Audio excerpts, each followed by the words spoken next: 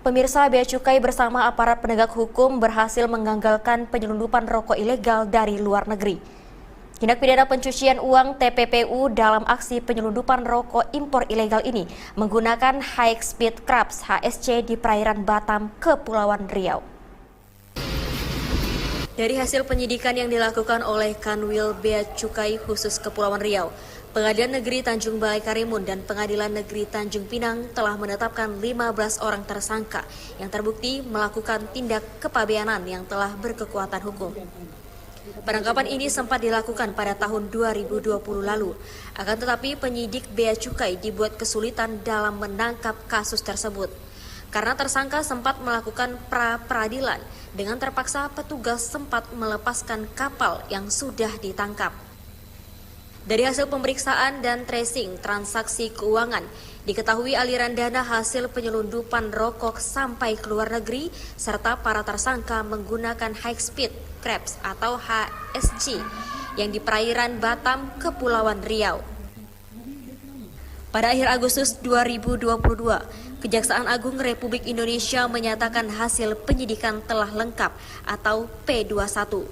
Berkas perkara tersangka utama berinisial L, H, D ditetapkan sebagai kasus TPPU terbesar yang berproses penyidikannya dilakukan oleh Bea Cukai. Dengan potensi kerugian pendapatan negara mencapai 1 triliun rupiah. Penyelundupan rokok ilegal Luffman dari Vietnam dan Singapura ini menggunakan High Speed Crabs HSC yang juga diduga dimanfaatkan untuk menyelundupkan barang ilegal lainnya.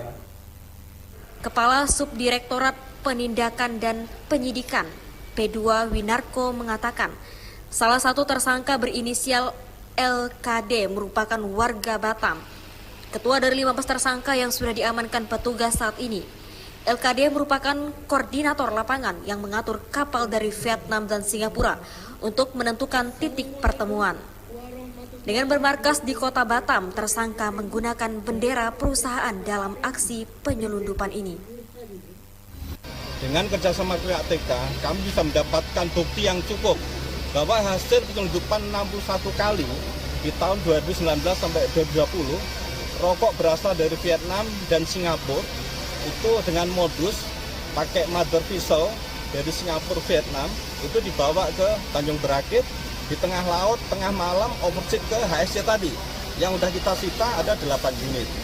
Dari situ overseas kemudian dibawa ke pantai timur Sumatera. Makanya kalau rekan-rekan menemukan rokok lumen di Sumatera, itulah salah satu modus yang digunakan oleh jaringan penyelundupan rokok. Satgas TPPU Bea Cukai telah berhasil melakukan aset recovery berupa 1 unit KLM Pratama GT210, 1 unit mobil, 1 unit kapal Gen HSC, 3 unit speedboat, serta uang tunai dalam bentuk rupiah dan dolar Singapura. Dengan total nilai barang dan uang tunai mencapai 44,6 miliar rupiah. Rizky Kurniawan, TVRI melaporkan dari Batam, Kepulauan Riau.